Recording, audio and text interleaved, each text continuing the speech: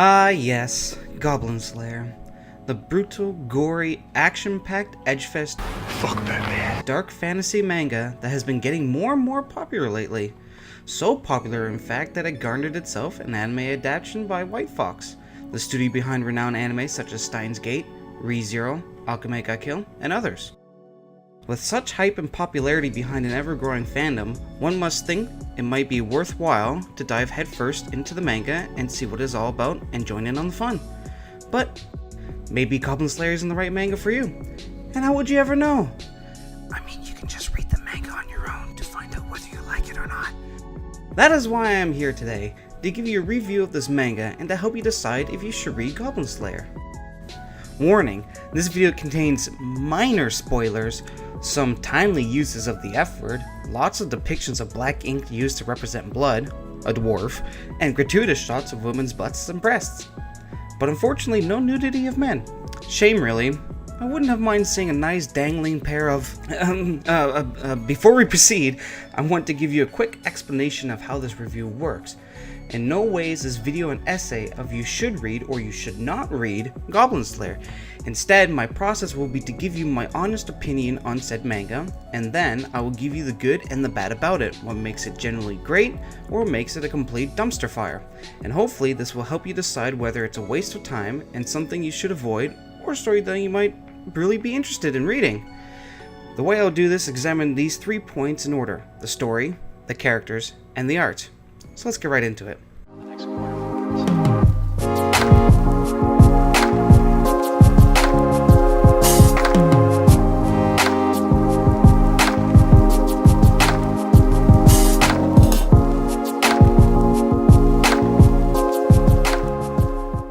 The story of Goblin Slayer is a simple one, if you could not tell by the title alone. It begins by following a young priestess joining a guild for adventurers right after coming of age and leaving her temple, looking to join a group as the healer. I actually completely forgot she was only 15 until going back through the beginning chapters briefly. Not that it really matters, I'm just saying she doesn't look 15 to me. Now, you have to excuse me a bit because I can't remember any of the names of the characters besides the one the manga is named after. More on him later. I honestly can't seem to remember any of their names actually being revealed in the manga. That or I just don't care enough to remember. Now, I do know that this manga is an adaptation of a series of light novels by the same name, and that each of the characters do have real names, but I've not read those novels, and to make things less confusing for me, I'll just refer to them as what I remember being them in the manga. Basically just giving them nicknames. I'm like Taro, the main character of the manga, with the name I'm much too lazy to try to say. So, Priestess joins a group of 3 other newbie adventurers to go goblin slaying. Despite being the lowest rank, they seem to know what they're doing. That is, until they actually try to go fight these goblins in their home, and they are easily picked off one by one. Now, one of the reasons why this manga has gained so much popularity is because the audience likes that the story holds no punches. It goes right after the unprepared, stabs them in the gut, rips their limbs and clothes off, and takes the concept of a high fantasy world, dragging it into a dark corner and fucking its brains out until there's nothing left but cruelty and despair. Quite literally. Goblin Slayer quickly shows its readers that the world in which its characters inhabit is gruesome, horrific, and often unfair. No one is safe from a horrible death or forgiving savagery, at least for the first part of the story that is, and it's shown to us immediately by what happens to Roy, Asuka, and Irene. By that I mean boy, girl, and witch.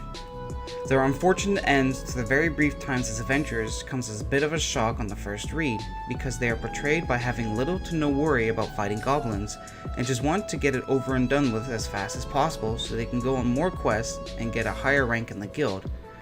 They seem to be more or less a happy-go-lucky group, so when reality hits, or more specifically, when the goblins ambush them, things go south from there. Witch gets stabbed with a poison blade in the gut, boy gets swarmed and bludgeoned to death, and girl gets beaten and raped. You even get to see a very small snippet of their upbringing, so you get to know them a little bit better as you witness this graphic scene. Fortunately for Priestess, the title character, Goblin Slayer, shows up to save her, as he proceeds to kill the remaining goblins and rescues a now mentally disturbed girl, and save other women that have been dragged off beforehand. After killing the goblins, Goblin Slayer finds a secret hole where goblin children are hiding. He kills them without mercy, stating that if left alive, they would remember the attack and become smarter and keen on revenge, growing to become champions, shamans, or hobgoblins, and leading their own pack. With this, we are effectively given the setup to this world without any sugarcoating. We see that goblins, while not the smartest creatures, are brutal, rabid, and a real threat, not like how we usually perceive goblins in games or other media. And we are shown that our hero, Goblin Slayer, is just as brutal as the goblins he slays. A pretty strong start to the series, as it definitely caught my interest, along with just about everyone that read the beginning chapters. And it's easy to see why. Obviously, many people like the more realistic approach Goblin Slayer takes towards the fantasy genre. Mixed with gruesome imagery and a hold my beer or do you one better attitude towards dark fantasy, trying to constantly up the, dare I say, edge factor of its contents. It takes the ideas of goblins being low-leveled, weak creatures and throws a realistic spin on them. In this world, quests to kill goblins are often left to newbie adventurers, as the reward for them is very little.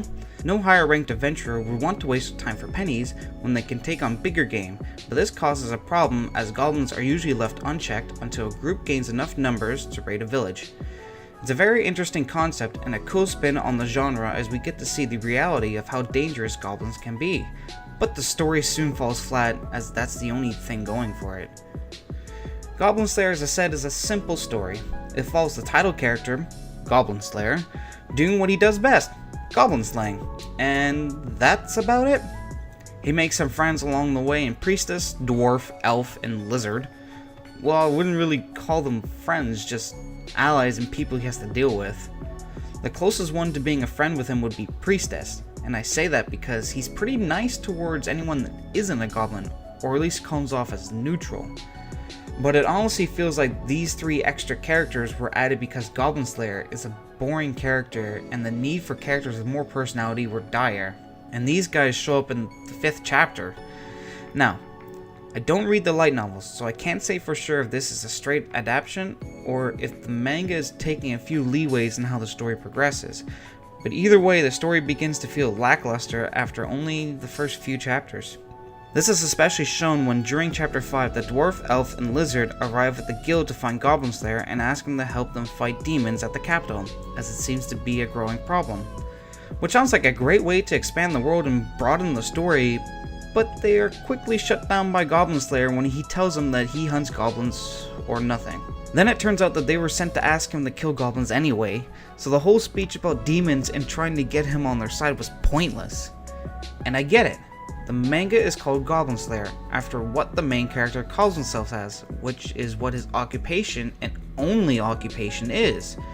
I shouldn't be expecting much more, but when a singular idea is taken and stretched out and repeated over and over again, it gets really boring really fast. I don't care if the story is dark and gritty and gruesome. There are many others that take the dark fantasy genre and do a much better job at telling a story. I mean, there is a secondary story going on in the background with the awakening of one of the so-called demon lords who wishes to exterminate the world of men. That is something that could be used and expanded upon to grow the story, but instead we just get more goblin slaying. I'll give the story some credit though, because like I said earlier, it does take a more realistic approach to the fantasy world, one where goblins, if left unchecked, become extremely dangerous. I applaud it for that. But having that as your main story point is not that interesting. It would work really well if it was a one-off short story that was maybe 10 to 15 chapters, or even less, and it focused on only one group of goblins. It could have the same cast of characters, as all the main characters are pretty one-dimensional, so having them in a short manga is doable. And we would get a glimpse of the world of Goblin Slayer, without it getting repetitive and boring. A manga that does this very well is Shumatsu no Laughter, Laughter at the World's End. It's only 5 chapters long, but effectively gives us a glimpse of its world and characters, with only a very small section of its overall story. A story that, honestly, would probably get pretty repetitive as it's a very simple concept like Goblin Slayer, but the 2 main characters of Shumatsu have more character depth than all 5 of the main characters in Goblin Slayer combined. As those 5 chapters focus a lot on character interaction, so it's not hard to believe that if it did sprawl into a larger story, that it would stay interesting because part of the story would focus on character growth, something that Goblin Slayer is severely lacking. However, the manga did somewhat try to explore this in chapter 25, which as of this writing is the most recent chapter. Priestess, through some parts of the story, has been trying to get Goblin Slayer to open up and express more of his feelings, but it has mostly resulted in him holding more of a conversation that doesn't involve goblins. Because, who wants to talk more about goblins, really? When he does start to talk about goblins, he goes on and on about them, but a conversation about anything else usually results in him answering back with simple replies. If down the road the story does try to focus on developing Goblin Slayer's personality, I'd be all for it. Heck, even the beginning chapters of Berserk, when we knew nothing about Guts and all he seemed to be was a dark, brooding figure with a giant sword, he still had twice as much character than Goblin Slayer currently has. So any character development would be much welcomed by me, because so far the story is just, here are some goblins. They fight the goblins. Here are some more goblins. They fight more goblins. And that's it. There is very little build up to each arc. And all it is literally they hear about goblins and immediately are where they need to be. No setup, no preparation of any sorts, and it is done all off screen. They just find out about the goblins and poof, they're there to fight them. However, they do come across some creatures that aren't goblins and have to deal with them, but is very far and few between, and the only reason the group has to fight them is because the creatures just happen to live in the same place as the goblins. It's almost as if the manga wants to do more, but can't do too much. It's almost like writing a story about your characters fighting nothing but goblins gets boring after a while. And speaking of character, point number 2. Characters. Now I've already said that characters don't have much going for them. They don't have names, although in the light novels they do all have names, so the choice to not give any of the characters, not even a random background character, a name is clearly a decision for the manga. And if I was to be honest, I'll probably not even remember any of their names even if they're given any, because I don't really care for any of them. The only one I like is Lizard, because he's a lizard man, and he has the coolest design. Also, his character trait, as far as I know anyway, is not determined by cliches. For example, Dwarf and Elf always bicker because it was popularized by Tolkien, and that's pretty much all their character is. Albeit their banter is mostly for comedic effect, as they argue about silly things such as age or physical appearance. I will say that Elf has more personality than Dwarf, as I can't think of any redeemable traits that Dwarf has other than that he can use magic. And that's all that Dwarf is. He argues with Elf, and he uses magic. And he's part of the group because he somehow is a representative of his race and was sent by the people in charge to help Goblin Slayer kill goblins? To me it sounds like no one wanted him around, so they sent him off to do work that is usually left for newbie adventurers. I personally think that Dwarf is the weakest character among the group. His personality is literally just a cliche. And even though dwarves and elves have been utilized in the exact same way in everything fantasy ever since Tolkien's work of literature, it doesn't excuse the fact that the only dwarf in the main group of characters in a dark fantasy work of fiction is just the personified version of a cliche. Despite that, he is not my least liked character. He's more or less like Gordon from Black Clover. You just completely forget about him until he pops back in or someone mentions him. His character is not an insult to good writing, he is just a lazy design. And the only reason why he's part of the group is so that the manga can say it feels like a true work of fantasy by having a dwarf as one of the main characters. Or so I think. Elf, on the other hand, has more meat to her personality. She isn't merely just a good-looking, pointy-eared, dwarf-arguing, bow-using bag of fan service. She has a bit more going for her, but only a little. While Dwarf rides into the manga on his wooden horse filled with cliches, Elf tries to be a little different. Despite her age, she has a bit of a greenhorn, but she has the desire to go on an adventure. However, she didn't seek out Goblin Slayer on her own volition. She, like Dwarf and Lizard, was sent as a representative of her race to help Goblin Slayer do what he's already been doing for years. But at least she tries. She wants to become more friendly with Goblin Slayer, as every female character likes Goblin Slayer for some reason. It's probably because he's the dark, brooding, silent type character that doesn't often show his feelings, as every female character seems to be unable to not want to help him or to get to know him better.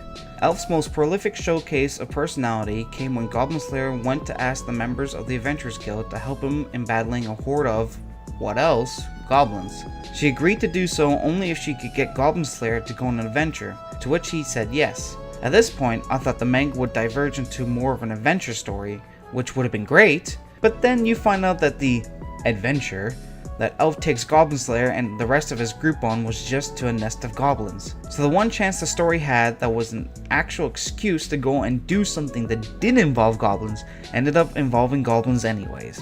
I won't blame Elle for this, as she actually did try to get Goblin Slayer to do something out of character. But it falls flat because it eventually, and by eventually I mean immediately, because that adventure arc begins with them finding a nest of goblins right away, becomes another rehashed plotline involving raiding a goblin's nest. Fun stuff. After that though, Elf doesn't really do anything different. She's just another person within the group, but at least she's better than Dwarf. And someone who is also better than Dwarf, who's probably my most liked character in this manga, is the cheese-loving lizard. Now when I say most liked, it comes with an asterisk, because I both like and loathe this character. What I like about his character is more appealing to me than what any of the other characters have to offer, but what I dislike about him is for something really dumb. Lizard is clearly the best designed character aesthetically. I mean, he's an anthropomorphic lizard shaman warrior. That's a win for me. Anytime I see a character in manga or anime that has a very unique design, I'm immediately drawn to. You can just look at Tokoyami from Boku no Hero Academia and how popular he is to understand where I'm coming from. He does have the personality that makes a character popular to the audience, I'll give him that, but he's got a bird head on a human body. It's something simple, but you don't really see anything like that all that often in Japanese works of fiction. Sure, you usually see female characters with animal ears and tails, quite regularly in fact, but not a whole bird head. It's simple design, but unique and draws a lot of interest. So when I see a full anthropomorphic character, I'm like, yeah, that's cool. When I look at manga like Dolly Kill Kill, Gleipnir, Beastars, among others, and see their awesome, unique designs, I'm immediately drawn to it, and I want to see more of that, because you don't see it all that much. Part of that is probably because you can't market the merchandise for their characters all that much, and that's why character designs in anime and manga try to stay away from that. So it's really refreshing to see a design, even if it's just a walking, talking lizard, that is different from the norm. But it's not just his design that I like, he is an actual character. He is a prideful warrior who I can actually believe was sent as a representative of his race, as he is competent and mature, for the most part. He sometimes acts as the voice of reason in the group, and is a character I can see as becoming a leader, and a good one. Lizard is also the only character besides Goblin Slayer that fights the goblins head on, while Elf keeps her distance and uses her bow, and Dwarf and Priestess stay back, casting their magic. Don't get me wrong, each character has their own role to play, but Lizard is playing a part of two roles. He's a shaman that can summon a companion of bones to fight alongside with, and has great fighting capabilities, and can easily handle his own in tough situations, which immediately makes him better than everyone else in the group. He's badass without trying to be edgy, and is probably the most useful character in the group. Where the faults lie with me is his strange love for cheese. Now I understand this sounds stupid and pitiful, but I really dislike how they gave Lizard a quirk for no reason. It's not even something that can be exploited for comedic uses, like he has some strange cheese fetish and goes crazy when he doesn't have his cheese. It's just a quirk. I don't know if his love for cheese was to give him a more human feel to his character, something that we could connect to, and he didn't have this quirk since the beginning. He decided to try some cheese at some point in the manga and loved it. And I know this sounds like I'm making a mountain out of an anthill, but Lizard was given a quirk, a character trait, for no reason. It doesn't further his character depth. It doesn't even drive him to accomplish his goals. They just gave it to him. And it serves no purpose. You can look at the Black Bull members from Black Clover and examine each one of their one trait character and see, even though each of them has as much character depth as, well, as Dwarf, but their one quirk drives their character. Charmy has a food fetish, and that's her one quirk, but her whole personality and what drives her to accomplish her goals and challenges are based around food. Ghost loves his little sister, and I mean loves his little sister, and everything he does is for her. Lizard's quirk doesn't change anything about him. It's not like the group has to bribe him with cheese to help them on their quest to kill more goblins. He's happy enough to help them on his own accord. It's dumb, and I know it's dumb, and in all honesty, it's not even that important, but I hate it. Probably the most harmless character in Goblin Slayer is Priestess, as she doesn't do anything I find offensive. She doesn't have a quirk that I can't stand, and she isn't just a walking talking cliche. However, I don't understand why she's in this manga. Well, I do know why. It's because they can sell merchandise. That's probably not why, but just think of the figures they can make, and other merchandise like Dakimakuras, wall scrolls, or anything else they can profit from her good looks and sex appeal. I guess in that sense she is just a cliche, but as a character in the world of Goblin Slayer, she kinda sticks out. After surviving the traumatic event of her first mission with Boy, Girl, and Witch, you would think that she would retire from adventuring and try to live with her PTSD of seeing what she saw, as was explained in the manga that a lot of newbie adventurers go through. Instead, she decides to help Goblin Slayer and go on more goblin slaying ventures. For what logical reason? I don't understand. The only purpose she serves is to help Goblin Slayer grow as a person, which is the biggest accomplishment this manga could achieve, so I guess she is technically the most important character. And really, she is more of a main character than the title character is. Kinda like Lucy from Fairy Tail. They both share the role of main character with their male counterpart. And she does help Goblin Slayer with her miracles, although I don't know by how much, because he's been going after goblins for a while and has never needed help, but now has a posse. Kinda feels as though he just lets them join him, but he ends up having to protect them in the end, so it would be better if he just went on his own. But then we would have an even less interesting manga to read. All in all, I think Priestess is fine. But now about Goblin Slayer himself. What can I even say about him? He's a faceless character with a personality akin to dirt, but that'd be an insult to the dirt. When I say faceless, I don't mean that he has no face. Well, as far as I can tell, I mean he might actually not even have a face as we never get to see it. Whenever Goblin Slayer takes off his helmet, we either don't see his head at all, or just see the bottom portion, so we have no idea what he even looks like. We can look at this decision to not show his face as a choice to let the reader decide how he might look, to let our imagination paint a picture of his face. It could be us, it could be our favorite superhero, or it could be nothing. The way I see it is that Goblin Slayer himself is just a vessel for the story to follow. He himself, personality-wise, and how he looks underneath the armor, doesn't matter. He is the one and only plot point to the story. Seriously, he is. Every other character just tags along with Goblin Slayer as he decides to go fight more goblins. If Goblin Slayer decided one day that he had enough, then the story would end. He drives the plot. He decides what happens, and any events that occur after the fact are just a consequence of his choice. If he opens up and becomes more friendly with Priestess and changes as a character because of that, then the story will take a different path. But everything is dependent on Goblin Slayer. Look at Naruto, a story named after the main character, but the story isn't dependent solely on him. Sure, Naruto makes decisions that drive the plot forward, but the plot also drives itself without him, as the story often focuses on other characters within its world.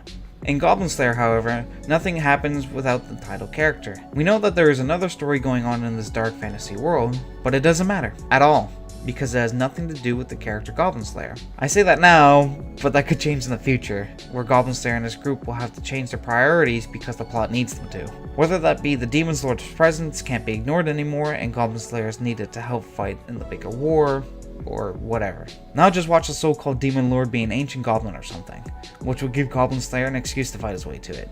I don't hate Goblin Slayer, but I don't like him. I just don't care. I do like that he is a resourceful character that doesn't really need anybody as he takes all the necessary precautions to prepare to fight goblins by himself. What I hate though is that he seems to have knowledge of stuff that makes absolutely no sense. The manga tries to demonstrate this by showing that he just happens to meet people who have interesting ideas that can help him fight goblins. Like the ice cream vendor using water and fire powder to keep things cold somehow.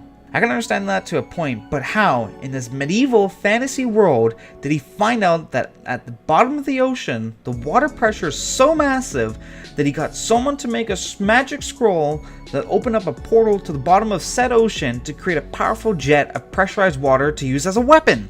Okay, so I lied.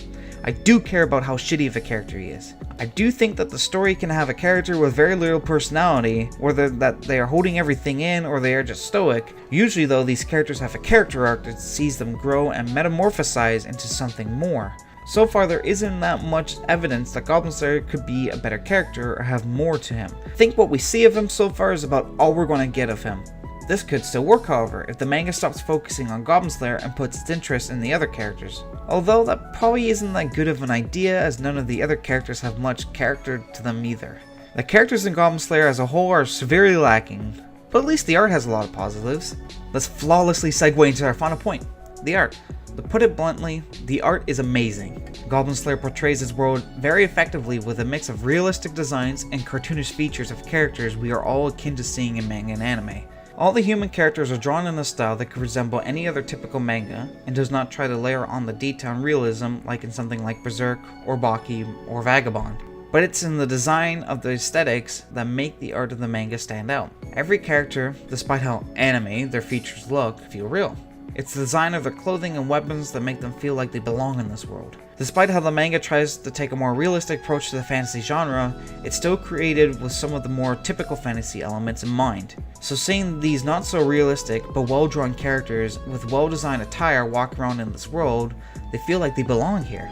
That being said, I don't want to take away the amount of effort poured into this manga. Despite what I said about the story and characters, a lot of love and care goes into making Goblin Slayer, and it shows through the art. There's no half-assery in any of the chapters as far as I can tell, and any flaw in the art doesn't come across as a rushed job, but rather just some simple mistakes. And there's not many mistakes, so the overall quality, to me at least, is top-notch. It just makes it all the more heartbreaking when so much talent is being wasted on this cheap story with even cheaper characters. It's like watching a movie with a lackluster script that starts off promising, but falls flat by having useless scenes play back to back that don't further the plot, but only in there to show how harsh the world is, and as gruesome a way they can think of, with characters they give zero fucks about, because it does very little besides the first few segments at the beginning that tried to build them up, and instead just thrust them into peril with no tension whatsoever, all the while having direction, cinematography, and design of an Oscar winner. Imagine how disappointing that movie would be with what it could have been. Another thing I'm disappointed about is where the inspiration for the art comes.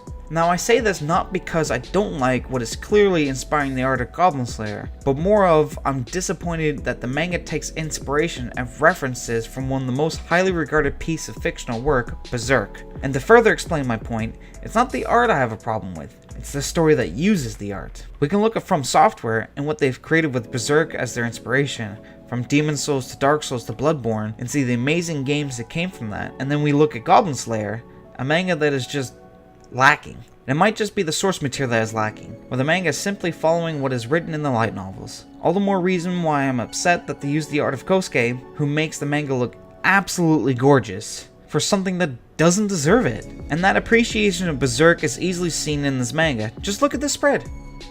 Those who have read Berserk will see exactly what I'm talking about. The way Goblin Slayer's armor is drawn is a homage to the Berserker armor. Even the way Goblin Slayer is posed, the entire image is referenced from Berserk, and that's really cool. The art is supposed to represent how animalistic and feral Goblin Slayer appears. He's ferocious and bloodthirsty with an unrelenting rage against goblins. The armor now looks to be a part of him, as his figure takes on the appearance of a wolf, exactly like the Berserker armor. And in Berserk, the representation of the wolf as Guts' armor is because the armor takes the shape of Guts' inner demon, his fear and rage and animalistic instincts, which happens to be a wolf. Goblin Slayer is paying respect to Berserk as one of the godfathers of dark fantasy by referencing it in the manga, which saddens me deeply because Goblin Slayer could have been much more. I feel that it has taken inspiration from masterpieces before it and done a piss poor job of bringing forth a great story to go along with the stunning art.